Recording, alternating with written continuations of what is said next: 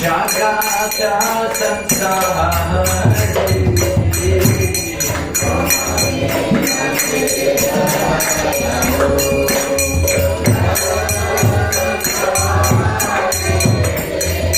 Koma Pina Kitayalu Jagata Sansari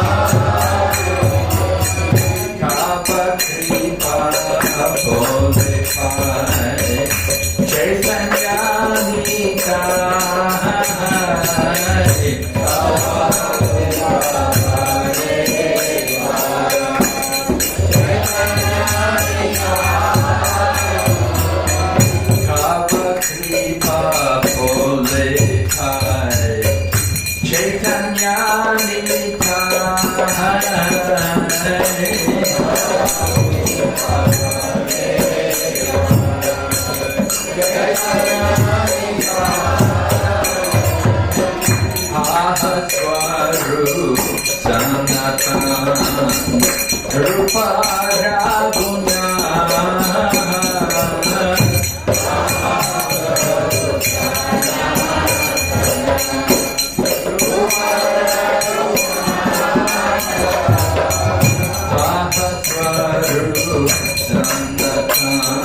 Rupa Raguna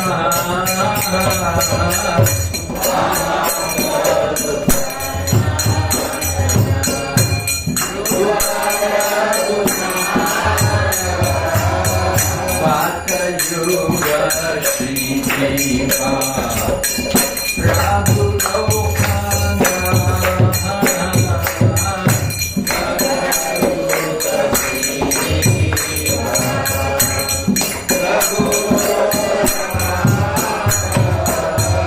Bhakta Yuga Shri Jiva Prabhu Lokana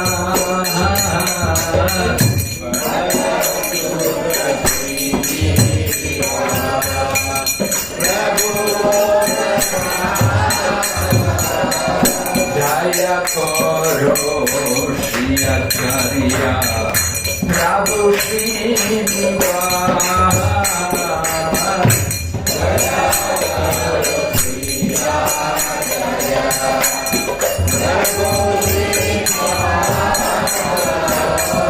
Jaya Koro Shri Acharya Prabhu Srinivasa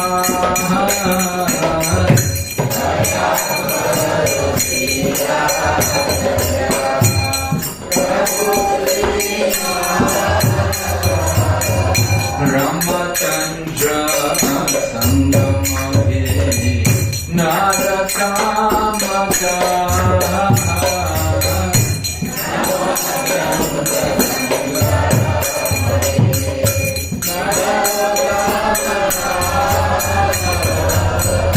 Ramachandra Sangamage Narakamaka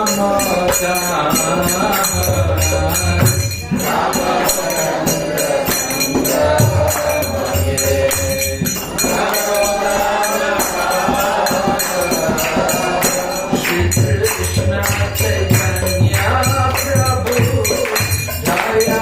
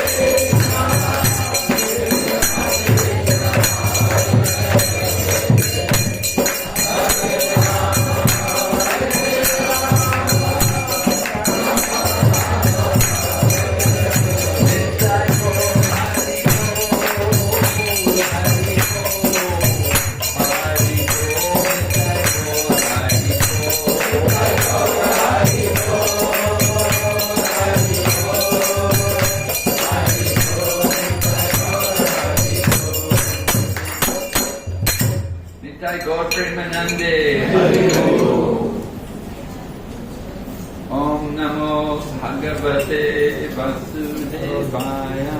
Om Namo Bhagavate Vasudevaya. Om Namo Bhagavate Vasudevaya. Om Namo Bhagavate Vasudevaya. Om Namo Bhagavate Vasudevaya.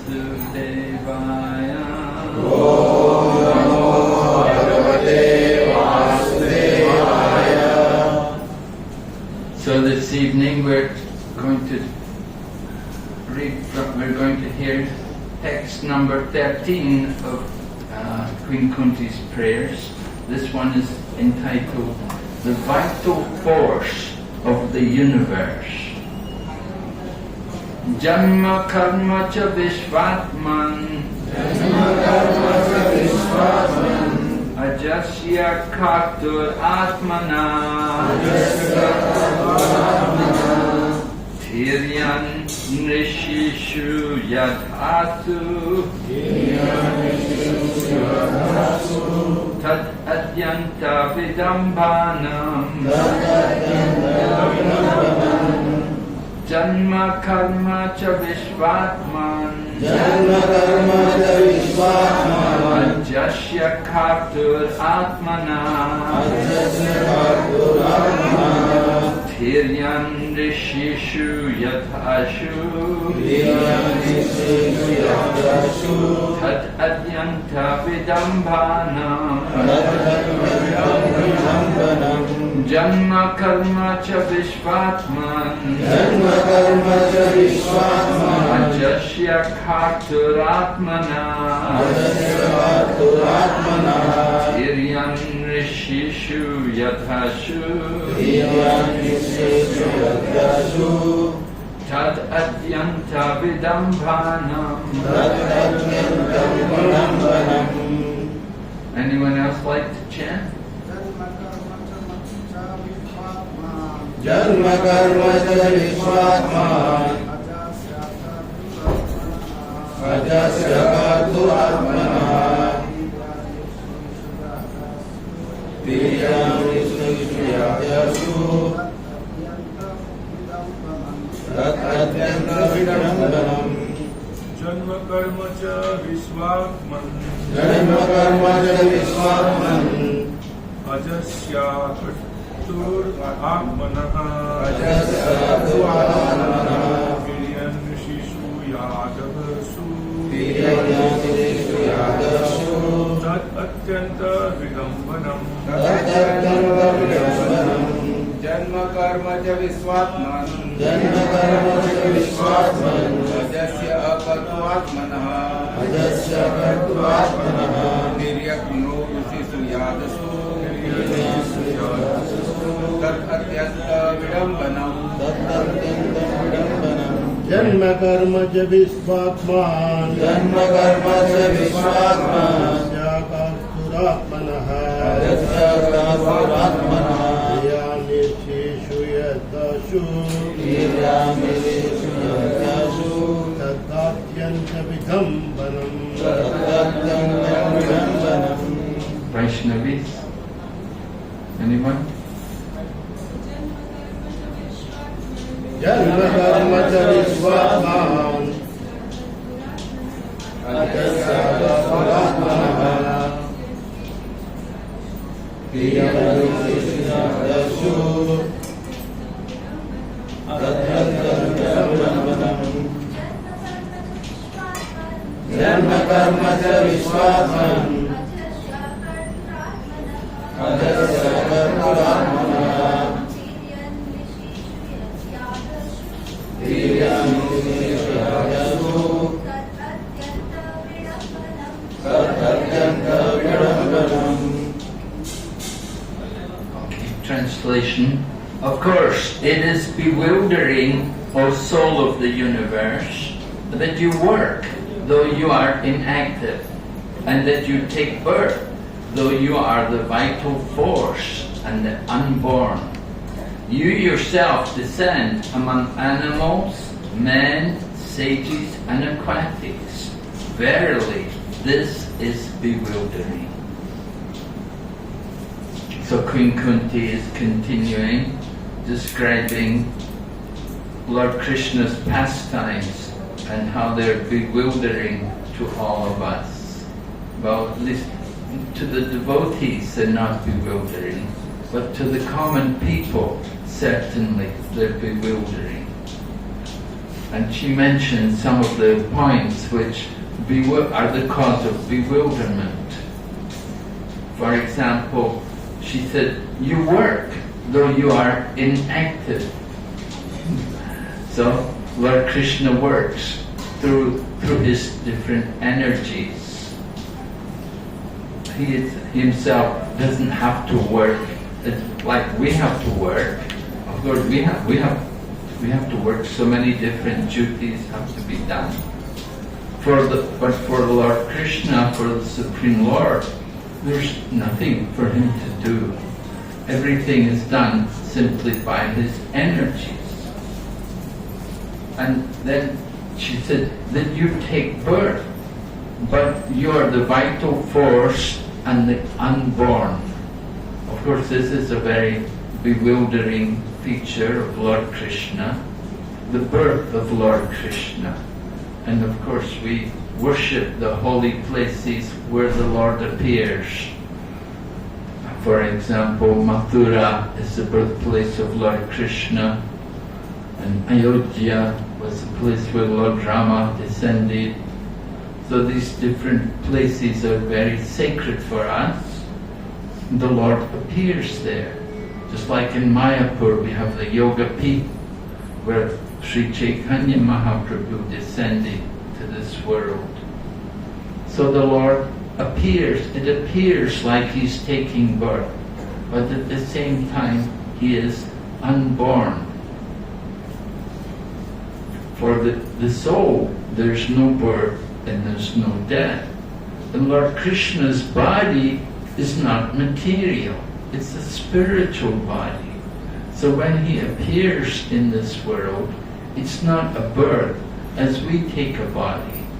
We appear in the world according to the laws of material nature, through the different actions of our karma. But for Lord Krishna, it's a different state of affairs. He comes for His different pastimes. We spoke about yesterday how the Lord comes to give pleasure for the sadhus. He doesn't just come to deliver the sadhus, because the sadhus are already delivered. They're already transcendentally situated. They don't need to be delivered. But still, the Lord appears for their pleasure, because they long to see the Lord personally. And the Lord also likes to see them. There's a famous verse in the Srimad Bhagavatam, Maharaj Ambarish is speaking, or the Lord is speaking to Durvasa Muni, that the devotees are in my heart, and I am in the heart of my devotees. I do not know anything else but my devotees, and my devotees don't know anything else but me. So the fact that Lord Krishna takes birth, but at the same time He is unborn, He is Ajja. His birth is not as we take birth. We take birth, and it means one day we will also have to die. We take a body, and one day that body will die. We'll give up that body. Lord Krishna appears in a transcendental form. We want to understand the birth of Lord Krishna, how He appears. Srila Prabhupada gives the example that just like the sun appears every morning, the sun rises. It's not a new sun, it's the same sun. He's appearing before us. So the sun is appearing. In the same way Lord Krishna appears. He is always present, but sometimes He manifests Himself and other times He doesn't. It's up to the devotees to accept the mercy of Krishna. How much we want to get the mercy. Lord Krishna was described how He is equal to everyone. But some people want to take the mercy, and others they don't want the mercy. We say you can lead the horse to water, but you cannot make it drink. We try to give mercy to people. We had one devotee in China. The lady was taking prasadam. She was a devotee, and she brought prasadam home. And she told her husband, "I brought you some prasadam." But the husband was not a devotee. And the husband said, I don't want it. I don't want to get purified." That was his mood, So some people are like that, you try to give them the mercy, but they say, Frank, I don't want to get purified, So, what can you do? Other people they have their motives in coming to Krishna. Maybe they're, in distress, some kind of problem. Lord Krishna describes 4 kinds of people who are all pious people, they come to him. And then other people, you've got the pure devotees, they also come to Krishna. And they get the full mercy of Lord Krishna. So we want to understand the greatness of Lord Krishna. How great is the Lord? We say God is great. Sometimes we often hear people say, God is great. But how great is He? We have to understand His greatness.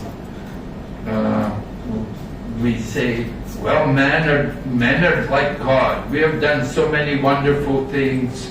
We have built these big airplanes which go flying in the sky. Everywhere they have these airports and they have these big airplanes with 300, 400 people in them, and they're flying around the world. So, oh man, it's so great. And we build these big buildings, 100 floors high. People are living in these different apartments and big condominiums, going up to the sky. So man is great. But they build big things, they cannot build small things. We can argue to people who are talking like this that God is so great, His greatness is not just on one side, that to build big things. He can build very small things also. Can anyone create, a tiny, like we have insects which fly around, they can maneuver everywhere. You have tiny insects, they're smaller than the dot, with the dot at the end of a sentence. They're smaller than that, they're tiny, minute, but they can move, they can go all different directions, and they breathe, and they produce their different activities. They will engage in eating also. So the Lord is so great that He can build huge things and He can build tiny things also. Scientists, they build big things. They cannot build tiny things. We don't see any tiny thing which the scientists are building. But the Supreme Lord is so great that He can build things even greater than these big aeroplanes. When we read the Srimad Bhagavatam, in the 3rd canto, you read about people like Kardama Muni, who was the husband of Devahuti. And Kardama Muni, he had been a yogi. He spent the first 10,000 years of his life doing yoga. And then it was arranged, the Lord came and told him that a suitable girl is coming for you. She will make a nice wife for you. So it happened a couple of days later, Swayambhuva Manu brought his daughter, Devahuti. And he left his daughter there in the ashram with Kardama Muni. Kardama Muni was living in the forest, in the jungle. He had his ashram. Then the girl came and lived with him, and it was very austere for her. She was coming from the home of Swayambhuva Manu, who was an emperor, who had a palace. She'd been living in the palace, and now she was living in the forest, in the ashram of her husband. But she was very austere, and she served her husband very faithfully, very nicely. So the husband appreciated. He saw his wife getting very thin, losing a lot of weight, living there in the forest. And so he he requested his wife, "What can I do? What would you like to make it easier for you?" So she wanted, naturally, like a young woman just met, she wanted to have a child. So Kardama Muni arranged that, all right, if we're going to have a family, then first we have to have some opulence. And if you have some more opulence, then it's more suitable for having family, for increasing the family members.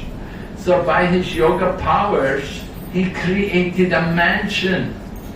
And this mansion was not just one house, but it had huge gardens and lakes and so many wonderful facilities. And there were so many maidservants there also to serve the couple. And this mansion could fly. And it could fly not just around this planet, but it could fly to the heavenly planets. And it went all the way up to Mount Meru, where the demigods go. You know, where do you go when you want to enjoy your holidays? Where do you go? You go to Meerut, or you go to where? Rishikesh, somewhere, Missouri, somewhere in the mountains, you know, to get the cooler air in the hot time. And we think we will enjoy it there. So Kardama Muni and Devahuti, they had this aerial mansion which could fly, and they went all the way to Mount Meru, where the demigods go to enjoy. And they were enjoying there for a long time. And like that, this kind of powers was possible by yoga, by an ordinary man. Kardama Muni was not God, but he was an accomplished yogi. He had these kind of powers. Now, of course, this kind of yoga power is not common today. We do get some people with kind of yoga powers. There was someone called the Great Houdini. Did you ever hear the Great Houdini? He was like a mystic yogi. He could be locked into a box and he would come out from the box. He had the power to make his body very small. He had that yoga siddhi. There are different yoga siddhis. You can make your body very light. You don't need to buy airplane tickets anymore. You just fly. Your body is so light. And you can make your body so heavy, nobody can lift it. So there are different yoga siddhis. People have. Lord Krishna, however, he is Yoga Ishvara. He is the master of all yoga powers. And he can perform all wonderful activities. He can create all wonderful things for his pleasure and for his devotees. Just like we were telling yesterday, how he married 16,100 queens. And each queen had her own palace. And each queen had their own family. And each queen was thinking, Krishna is my husband. And Lord Krishna had expanded himself to be with each and every queen. So the Lord can perform these wonderful activities. His appearance and his disappearance are all very important for us to understand. For example, common people, they think Krishna was killed.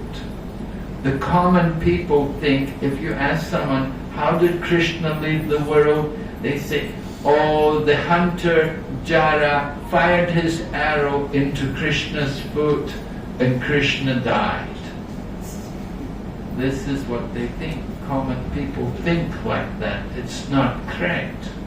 The Lord, of course, there was a hunter called Jara, and he did fire an arrow, and they say it entered Lord Krishna. But you have to understand that Lord Krishna has a spiritual body. Now, in the past, Lord Krishna had taken part in many battles, like a battle of Kurukshetra And sometimes his body would be pierced with arrows. He never died.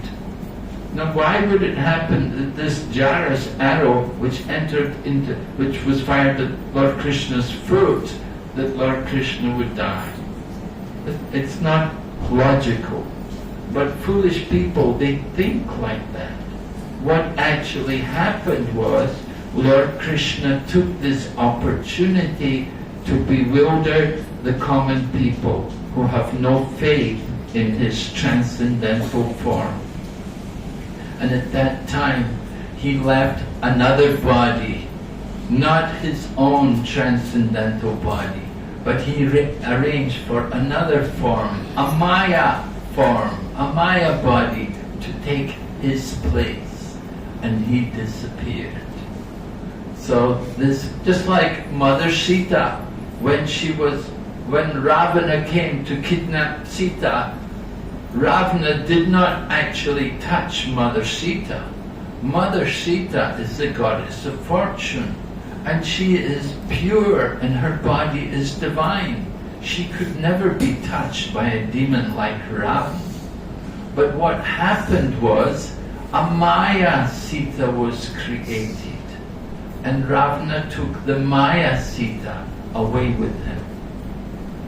And it was the Maya Sita which was taken to Lanka. And later on, after Lord Rama had killed Ravana, then that Maya Sita entered into the fire, and from out of the fire, the actual form of Mother Sita, the divine form of Mother Sita, appeared from the fire. So in a similar way, Lord Krishna, at the time of his wanting to disappear from the world, Lord Krishna, you have to understand, Lord Krishna had already been in the world for 125 years, and he had accomplished his mission. He had killed all the demons, he had relieved the earth of the burden of so many demons, and it was time for him to leave, to go to another universe, to perform his pastimes in some other place. So first of all, he arranged for the battle of Kurukshetra. Then after some time, Lord Krishna arranged for the Yadu dynasty to leave the world. The Yadu dynasty were all Lord Krishna's family members, and they were all very special souls. They were not ordinary people. They had all been told to take their birth in the Yadu dynasty, because Lord Krishna had told them, I am coming and I'm going to appear there. You should also come. So these Yadus, many of them were demigods, and some even came from the spiritual world. They were all great souls, and they were completely pure devotees. They never forgot Lord Krishna. They were constantly absorbed in remembering Lord Krishna and chanting his glories. So Lord Krishna wanted to depart from this world, but he had to arrange for the Yadus to depart first of all, because he knew that if he was to leave first, the pain of the separation of Lord Krishna would be unbearable for the Yadu dynasty, and it would create a big burden on the earth planet, because the Yadus were so powerful. No one could defeat them. No one could kill them. They were so powerful. They were invincible. Lord Krishna, of course, could kill them, but they're his family. He's not going to kill his own family. So he arranged that they would quarrel with each other. And the members of the Yadu dynasty, what happened, they were in Dwarka, and they saw many inauspicious omens. And when they saw the inauspicious omens, they came to Lord Krishna. And Lord Krishna told them to go to Prabhakshetra.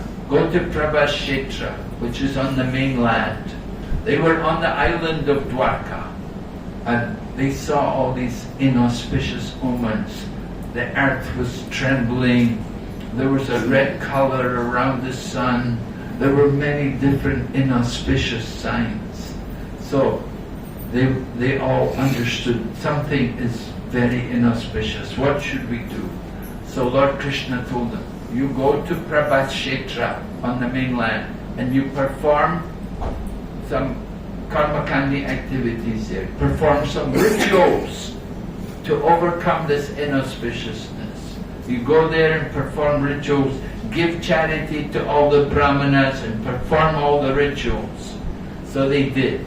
The Yadu dynasty, they all went to the mainland and they performed rituals, they gave a lot of charity, and then, by the will of the Supreme Lord, they all took to drinking some liquor which was there, which was arranged from the different herbs which were growing there. They had drank some liquor and they all became intoxicated and they fought with each other and killed each other. And in this way, all the Yadus disappeared from the earth. Lord Krishna arranged that they would fight with each other, and in this way they would depart from the earth and they could go back to their heavenly abode or go back to the spiritual world. And Lord Krishna, he has to arrange for his own departure. So he arranged that this hunter Jara would fire the arrow into his foot, and he arranged for another form to take his place. And common people thought, oh, this is Krishna, he's dead. But those who are devotees, those who have faith, they understand that the form of the Lord is divine. That Lord Krishna, his body is spiritual. It doesn't take birth and it doesn't die.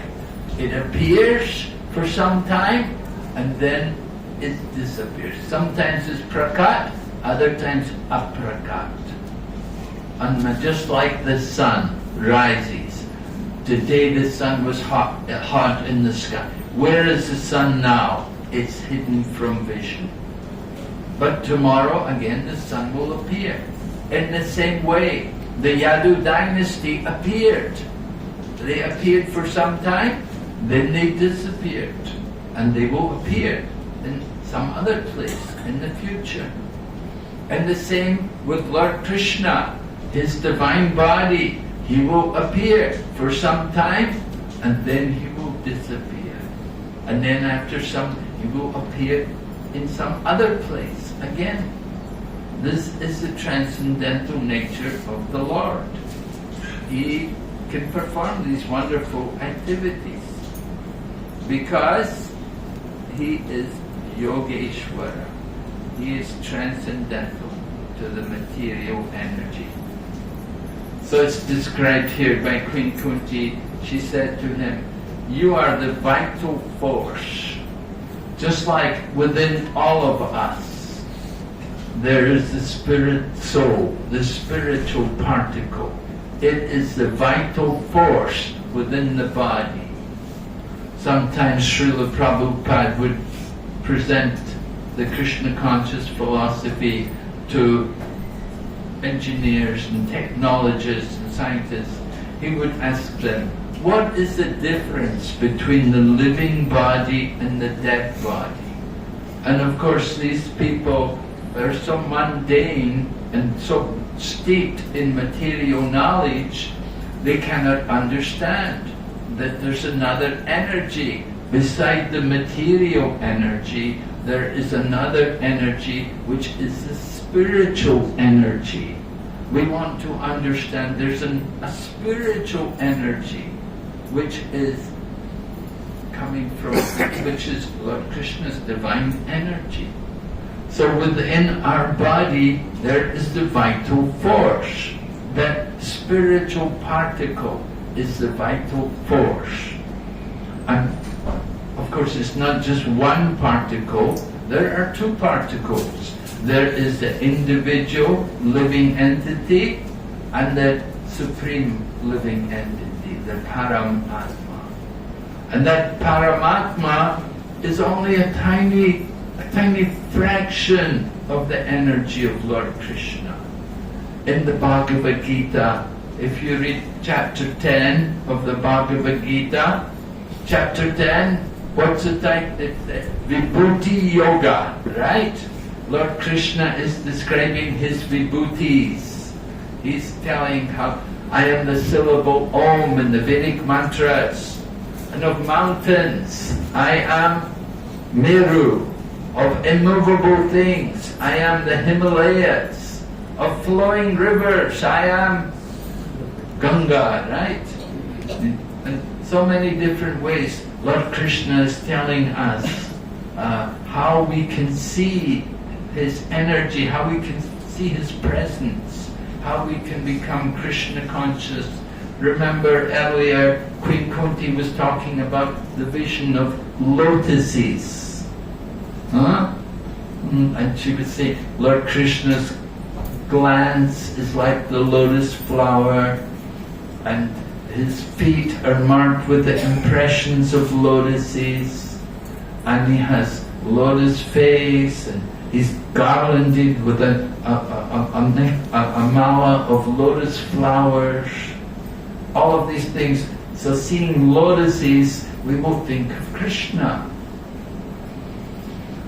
So Lord Krishna, in the 10th chapter, he describes so many vibhutis. And then at the end of the chapter, he said, but what need is there for all of this detailed knowledge? He says, with a single fragment of myself, I pervade and support this entire creation. A single fragment of himself. What is that fragment? Which is pervading and supporting the entire creation? Thank you. Yes, Paramatma, right. It's a Paramatma, the super soul. This is the vital force. And it's a tiny fragment of Lord Krishna's potency, which is pervading everything. We want to understand how Lord Krishna can perform these so many wonderful activities. Queen Kunti continues, she said, you descend among animals, men, sages and aquatics. So, among animals, who can think which form does Lord Krishna come as an animal? Varaha. Yes. There's Lord Varaha.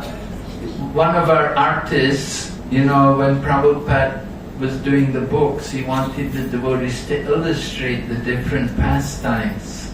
So one of the devotee artists, she had to paint the pictures of Lord Varaha fighting Aranyaksha, fighting the demons and so on. So she asked Srila Prabhupada, she said, Prabhupada, how can I paint this Lord Varaha, that he's a boar?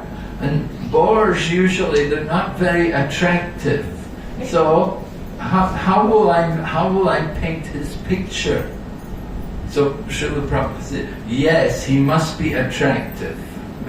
The Lord, even when he is a boar, he's all attractive. So try to make him as attractive as possible, and at the same time, he's a bore. Not a very easy task.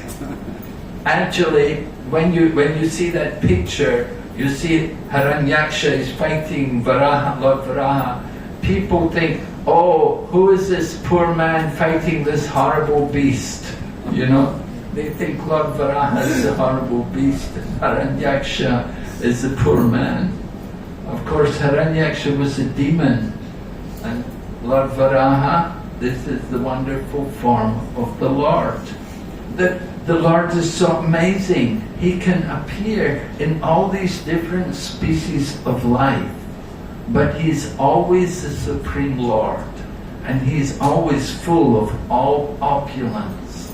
Just as Lord Varaha, He's a boar, but He's not like any ordinary boar. In fact, Of course, you know, maybe you've seen in Vrindavan, when they have the boars, they have these pigs, and if they come, you know, and they're all dirty, and if they shake their bodies, you know, everybody will just move away, you know, you don't want to be touched.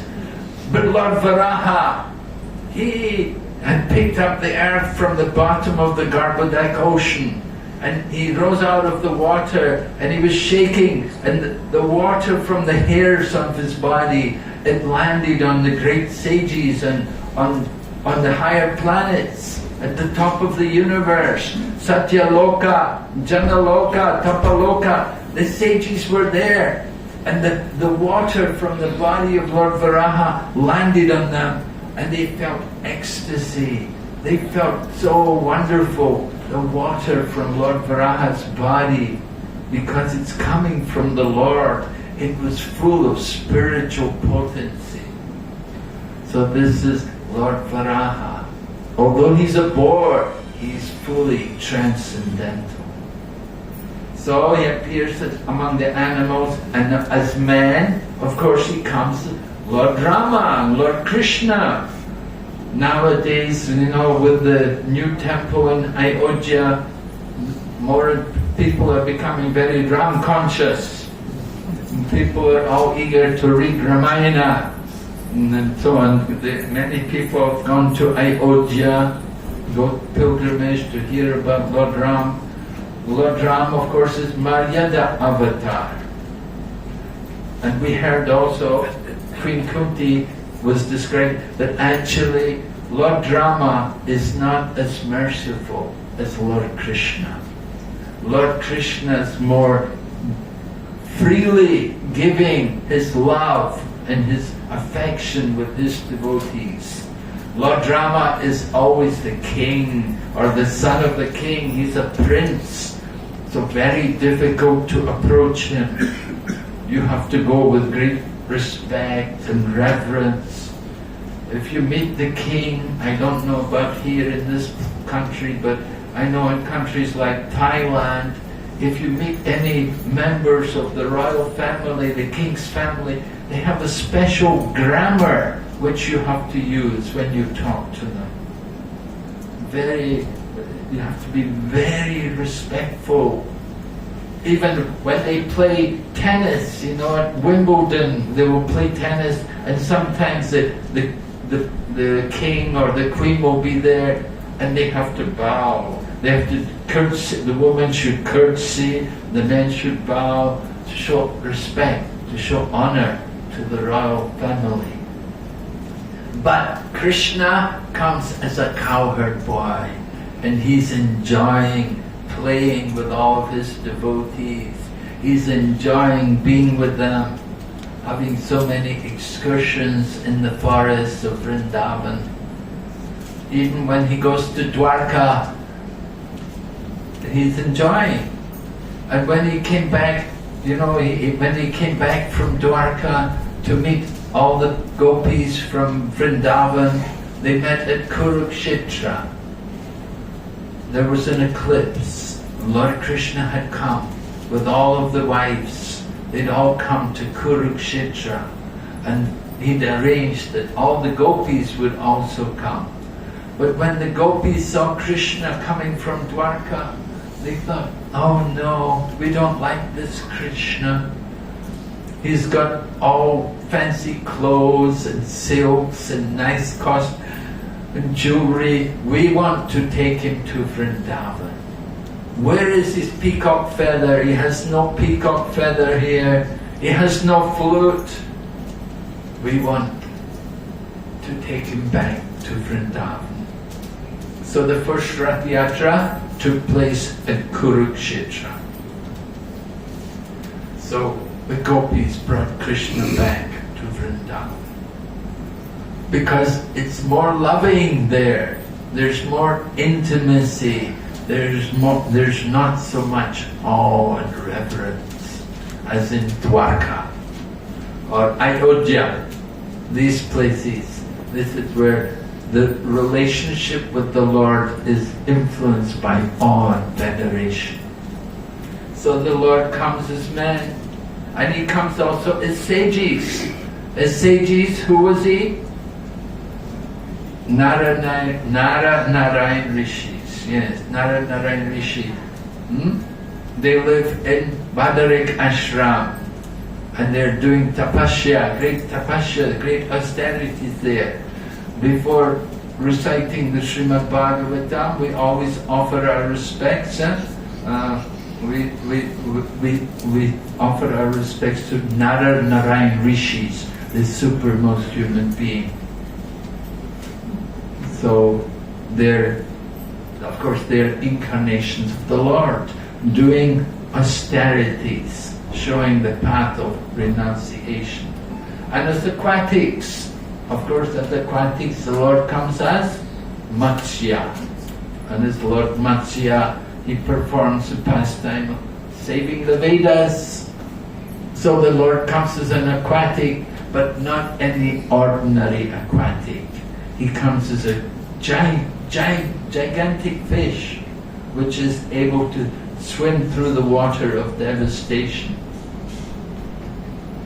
And he brought, with the help of Satyavrat Muni, then they saved the Vedas, and they brought the different sages and all the seeds necessary so that after the flood was over, they could begin again the creation. So Lord Krishna, like this, is performing many wonderful pastimes, but it's very bewildering. Is he a boar? Is he a fish? What is he? What kind of person is this? This is the Supreme Personality of Godhead. And Srimad Bhagavatam tells us, Ete chamsa kalapumsa Krishnastu Bhagavan Swayam. That although there are so many different forms, different incarnations of the Lord appearing at different times, at different places, in different species of life, but that one Supreme Lord, Krishna, is the original personality of Godhead. He is the one person from whom everything comes. And we want to understand Lord Krishna's wonderful position over everything. So, in this way, Queen Kunti is glorifying Lord Krishna, and at the same time expressing also the bewilderment that it's certainly puzzling to common people. But to the devotees, those who see with the eye of knowledge, they can see Krishna, and they love Krishna. You know, yesterday I was talking to you, I was saying that, we should learn about creation. So I was reading Prabhupada's purports today, and Prabhupada said, you don't even need to know about creation. He said, you don't need to know about creation. You just have to love Krishna. And he gives an example about the people of Vrindavan. How the people of Vrindavan, they just love Krishna. They don't care if he's God. It doesn't matter to them if he's God or not. They love Krishna. The more we love Krishna, the more we will create the Vrindavan atmosphere here. Right? We want so at this time of the year, people want to go to India, they think too hot here. But Vrindavan is here. You have the Vrindavan atmosphere here if you love Krishna. And if you go to India, you don't love Krishna, you won't see Krishna. Even if you go to Vrindavan, you won't get the real mercy. And the real mercy is in loving Krishna. And if we love Krishna, we will serve. We will want to do service for Lord Krishna. That is important for all of us. We want to develop that mood of service to Krishna. Cooking for Krishna, cleaning for Krishna, offering arti, chanting Krishna's name. Of course, that's very important. Lord Krishna is attracted to devotees who will sacrifice himself in service for him. The Lord wants to see how much we have developed service attitude. So doing service for Lord Krishna. What can we do for Krishna? Well, one thing we can do is distribute knowledge about Krishna, telling people about Krishna. Lord Chaitanya Mahaprabhu told the Brahmin from Kurmadesh, Yari Deki Tari Kaho Krishna Upadesh Amara Gaya Guruhana Tarai Desh. Wherever you go, whoever you meet, tell them about Krishna. Lord Chaitanya said, Amara Gaya Guruhana, by my order, you all become Guru. Tell everyone about Krishna. That is the Guru's duty, to tell people about Krishna. Lord Chaitanya told this Brahmana from Kurmadesh, you don't need to go anywhere. The Brahmana, he wanted to leave his home. He wanted to leave his family. He wanted to go with Chaitanya Mahaprabhu. But Mahaprabhu said, you stay here and tell people about Krishna. And he said, if you do that in this way, you will always have my association. You will never be without my association if you're telling people about Krishna. That is important for us. We have so much to give. We have to be willing to give what we have to others, to share it with others. We don't want to be miserly, right? There's the Kripana and the Brahmana. The Brahmana is a generous person, and Kripana is a miserly person. Miserly people, they have the money, they like to count it, they smell it, they don't spend it, But the Brahmana, whatever he has, he will distribute, he has to give to others. Just like the example is there in Srimad Bhagavatam, Dadichi Muni. If you go to Naimisharanya, you can see Dadichi Muni ashram is there. So Dadichi was approached by Indra. Indra had to fight Vritasura. Vritasura had been attacking the demigods, and Indra, they didn't know how to defeat this Vritasura.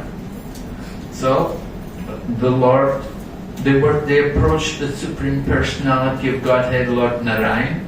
Lord Narayan told them, I'm not going to kill him, you have to kill him yourself. Sometimes, people, they want Krishna to do all the dirty work. Indra wanted this demon killed. He thought, Lord Vishnu will kill him for me. But Lord Vishnu said, no, you kill him yourself. And he said, you have to go to the Dadichi and get the bones from his body, and then you can make a weapon to kill him.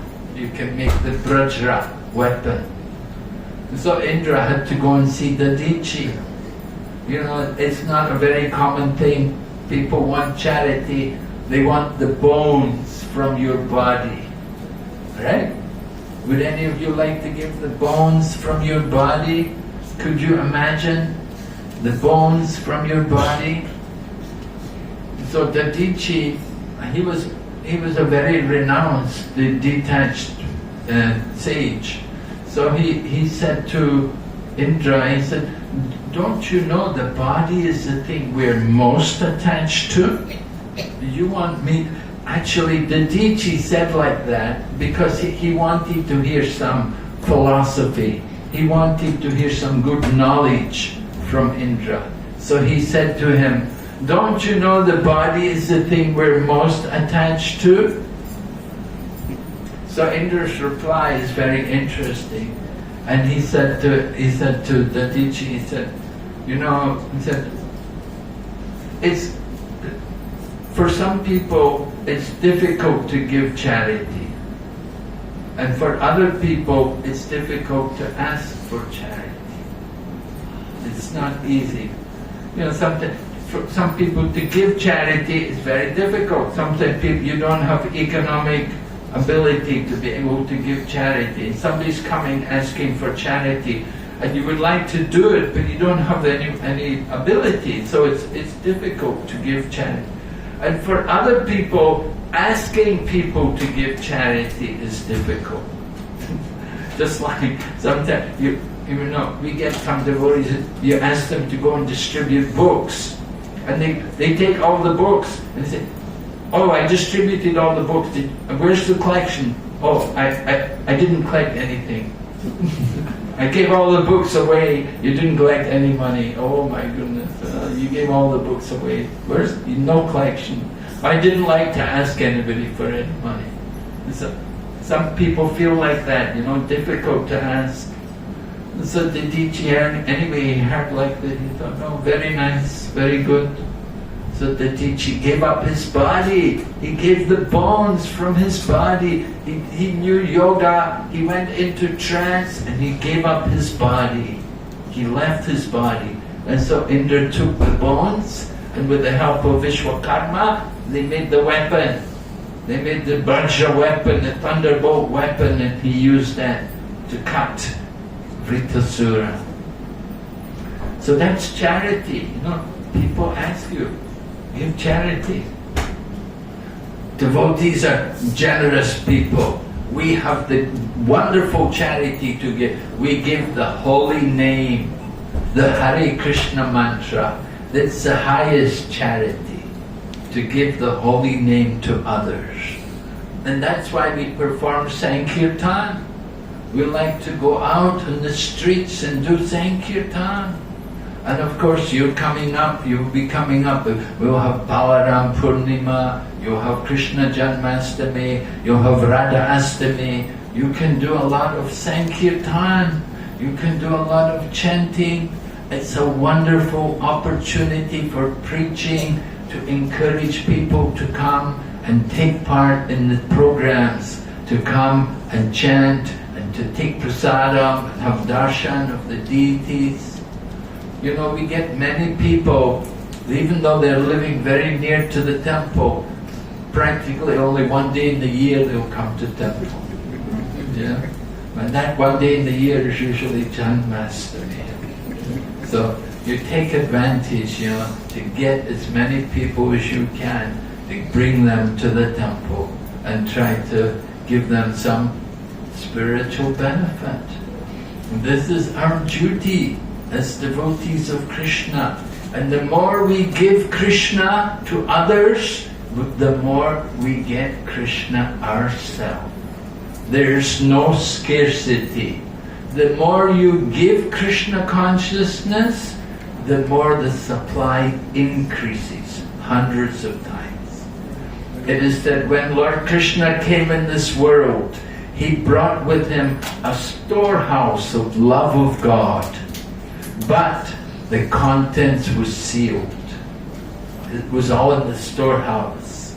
But then the Panchatattva came and they plundered the storehouse, and they broke open the storehouse and they took the contents and they distributed it everywhere to the whole world. They distributed the contents of that storehouse, not caring who's qualified and who's not. They gave it to everyone.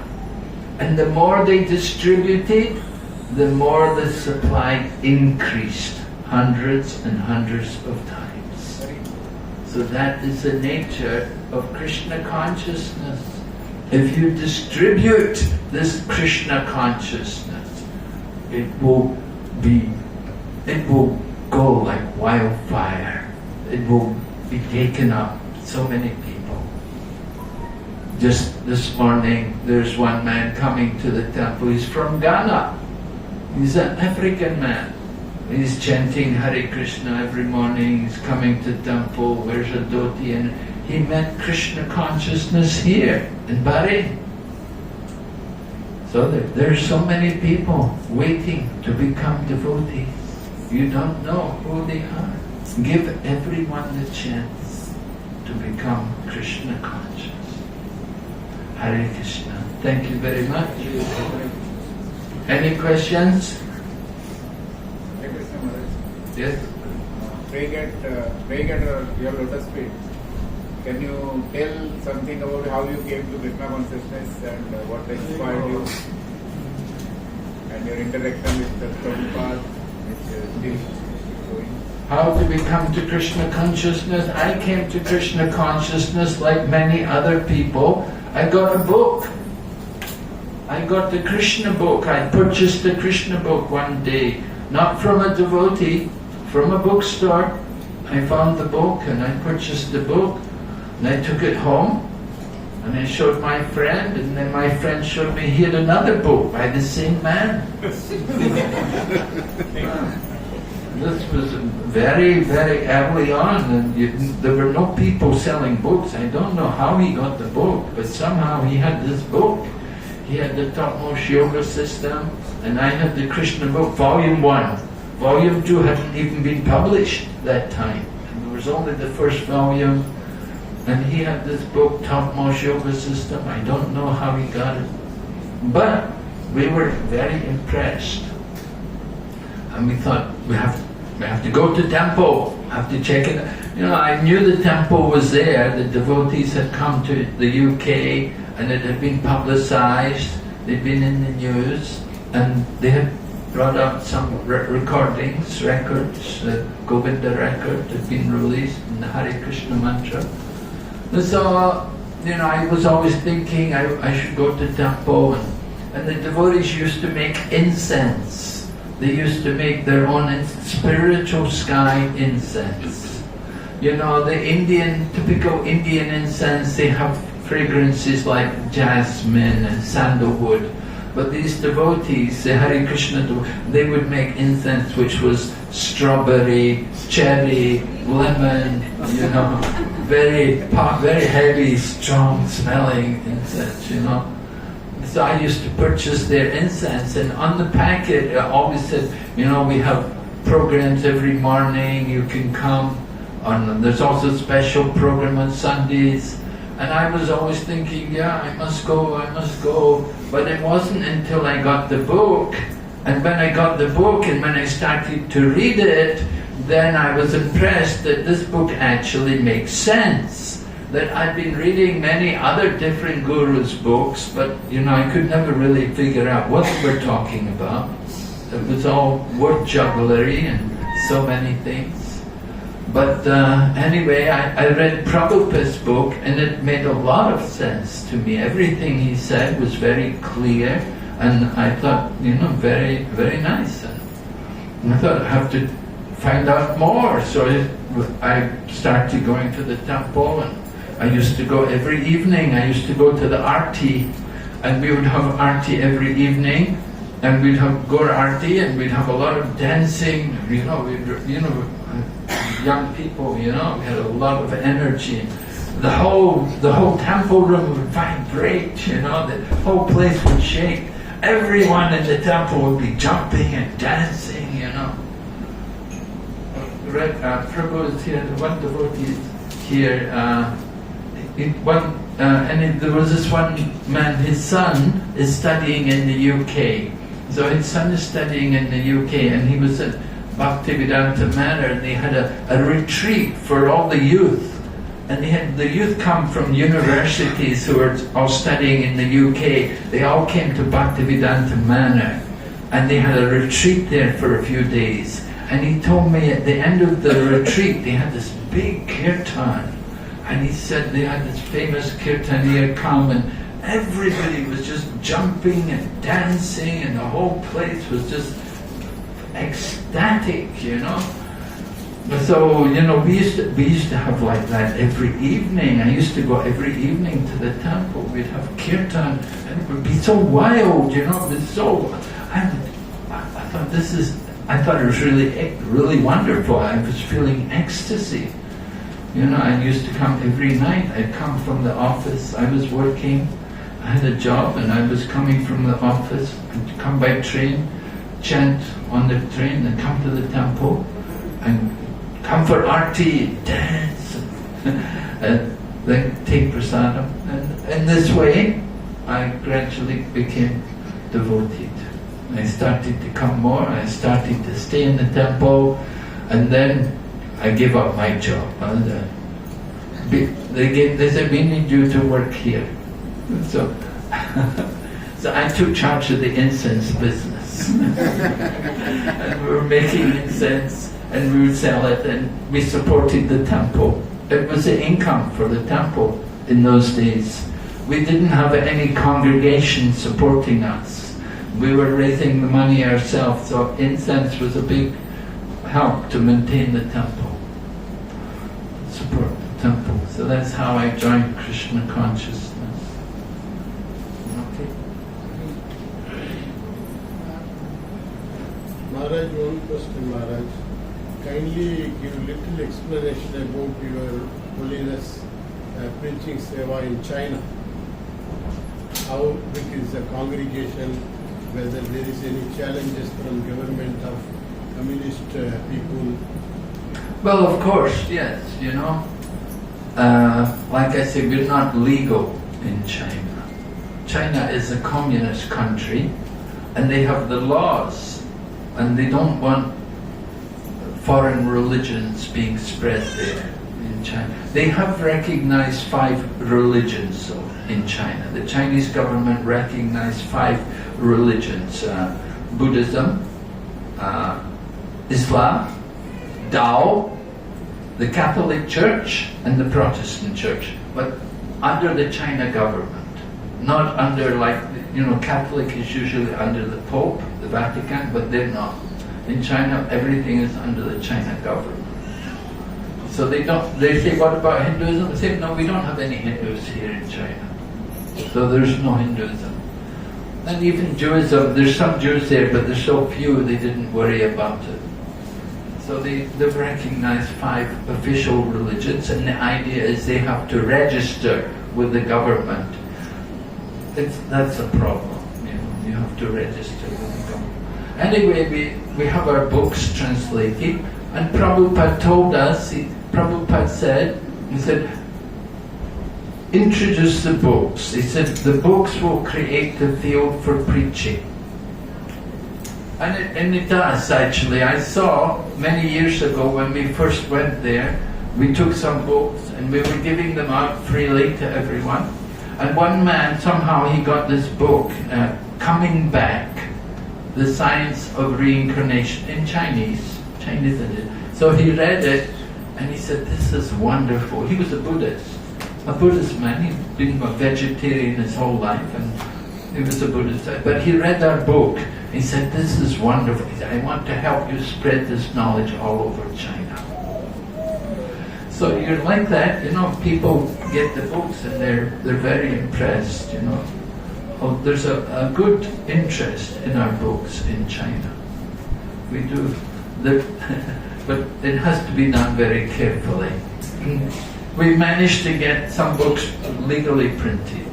Some books have been legally printed with the help of with the permission of the Chinese government.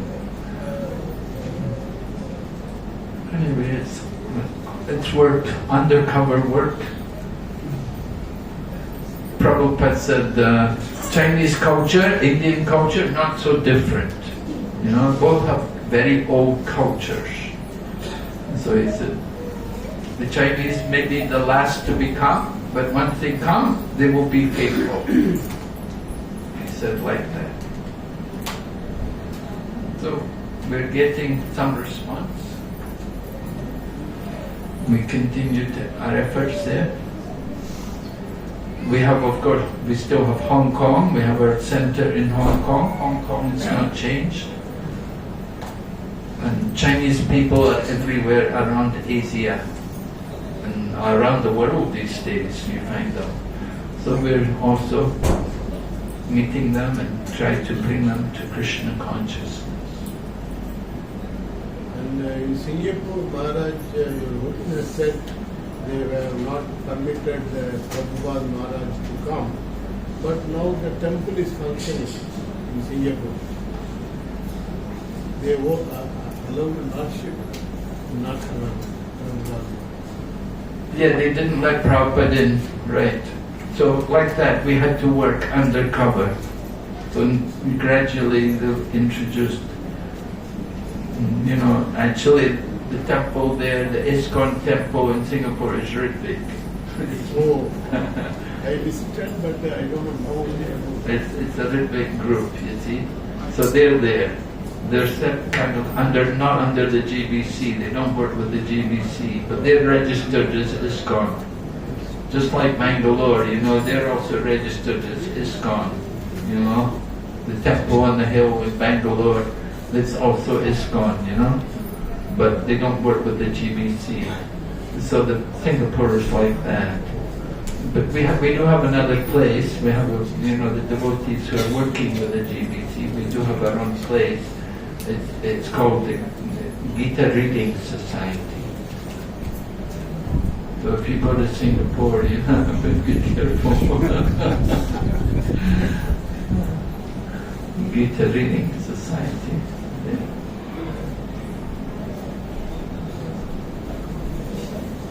Yeah. Maharaj, in material world, in our body there is presence of soul and Paramatma. Yes. But what about a spiritual world where there is no concept of Paramatma?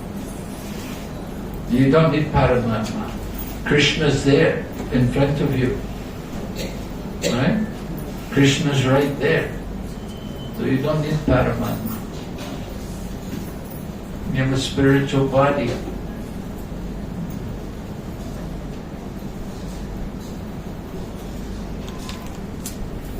Okay. Any other questions, anybody? Okay. Yes? How to increase love for Krishna? How to increase love for Krishna? How to increase love for Krishna? By service. The more you do service for Krishna, the more you increase your love for Krishna. And you can do service beginning with the tongue, chanting the holy name. You do the chanting, and then you take prasadam also, right?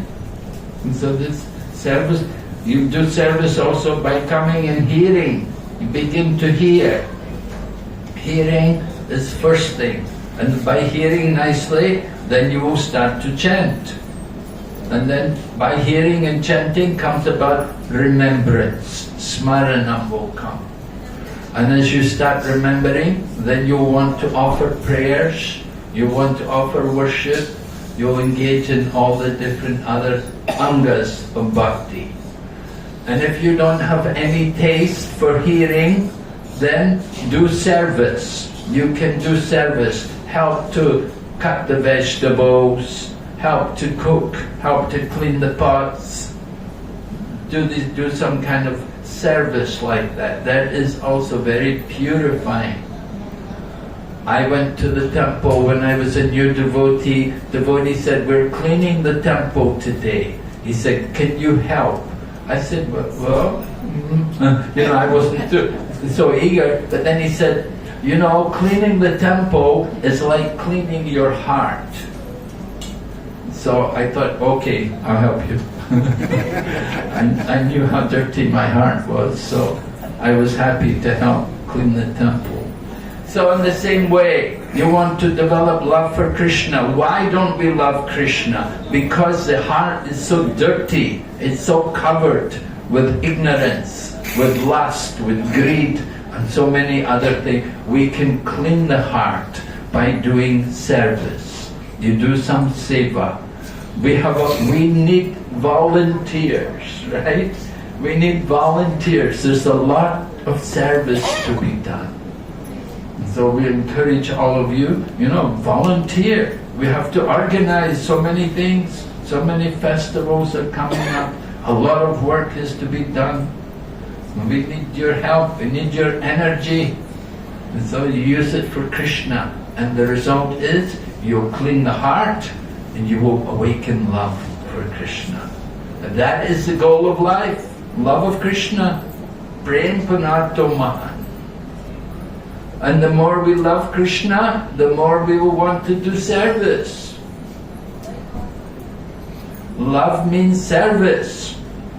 Just like if the husband comes home at night and there's no supper ready and the house is all dirty and you never did the laundry, and the kid is not doing any homework, and the husband comes and he says, "What's going on? Look at the house." And the wife said, "Oh, I'm just thinking how much I love you." The husband said, "Oh, really? You love me, huh? Why don't you clean the house? Why don't you do the laundry? Why don't you cook?" Right? That real love means service. So the same on the spiritual platform. Love of Krishna means we will serve Krishna. We want to do service for Him. We have a duty to do service. He is the master, we are all servants. And service begins with the tongue. Chanting. Once you start to chant, your spiritual life has begun. So every one of you must have beads, you have to chant. Make it a program. And you can do kirtan at home also. You have children at home, do kirtan with them.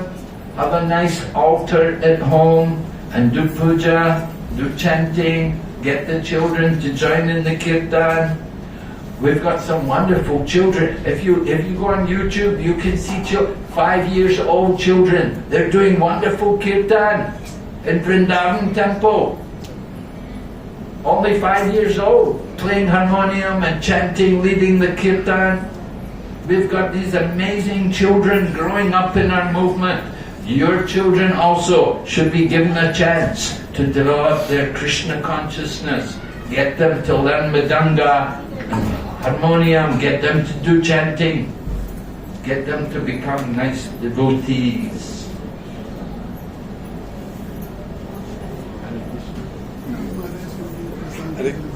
Hare Krishna, we are getting late. One last question from Prabhu, please. No, one last question he wants. Maharaj, lot of pranams to you, Maharaj.